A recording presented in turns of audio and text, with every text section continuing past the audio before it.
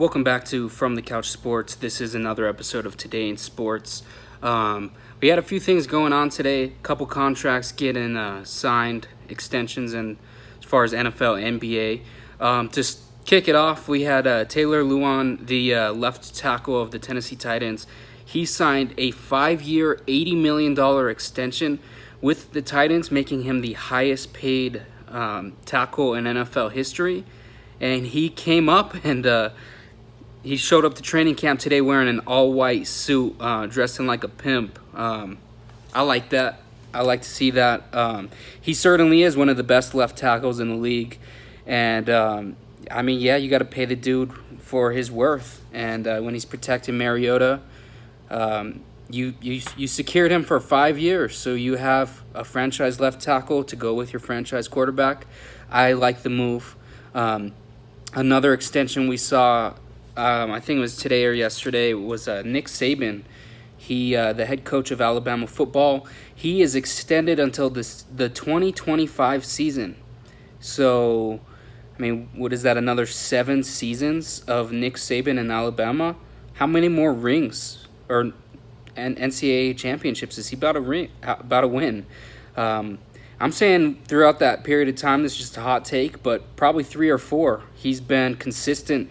That Alabama team wins just about every other year, or at least they're pretty damn close. That's just my opinions on that. And then as far as NBA front goes, we had Clint Capella signing a 5-year, $90 million contract with Houston. I like to see this. I know it was about a week or two ago where they offered him, it was a 4-year, $60 million contract, which I thought was that was BS, kind of offensive to the caliber player that Capella is. He definitely deserved more than that. And it's about time they paid him.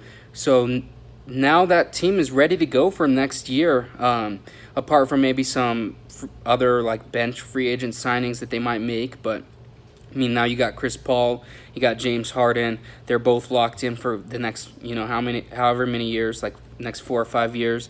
Then you got Melo, who just came on, signed as small forward. You got PJ Tucker, who's been extended. You got Capella now. So this team is going to be intact for the next couple of years. If they're healthy, I think they're going to definitely contend. I think that this year they need to make a push, and they need to try to win the chip this year, because I think with the free agency moves next year, with the Lakers improving, with LeBron being in LA for a second season, I think that it's going to push some of these teams that could potentially make a run for the championship out of it in the next couple seasons. But I guess we'll see. Another kind of basketball thing, Ice Cube's Big 3 League has actually been doing pretty good the last couple of seasons. They're in talks to make a video game with EA Sports or NBA 2K. I think it would be pretty cool for it to be like a feature you could play, whether it be 2K or live. Preferably 2K, because nobody plays fucking live. But that would be dope. Big 3's kind of fun to watch. They got a couple, former NBA players that we grew up watching, like Amari Stoudemire. They had Iverson, but he's kind of like was a coach. I don't even know if he's involved this season. Chauncey Billups, but there's tons of players, if you check it out, that you'll recognize. So that could be cool. And then I'll wrap things up.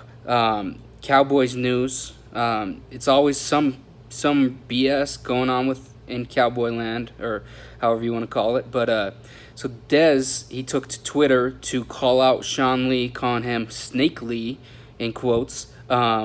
He said that Sean Lee knew before Dez knew. He was the first person to know that Dez got cut, and he's saying he was responsible for it.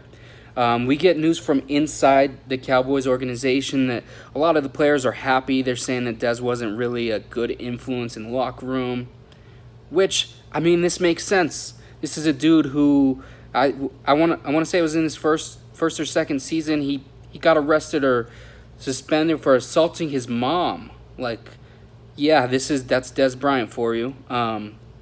But we'll see how that hurts your free agent chances. You haven't been signed. The draft went by. Nobody's picked you up. You've been cut for a couple months. I think it's time to get off Twitter and get in the gym. I mean, I'm sure he's been in the gym. He's a football player, but I mean, try to focus on getting signed, because doing this negative shit going on Twitter, that doesn't bring teams to want to sign you. You're not going to get anybody calling your name after calling out your teammates, you know. But that's just my thoughts on it.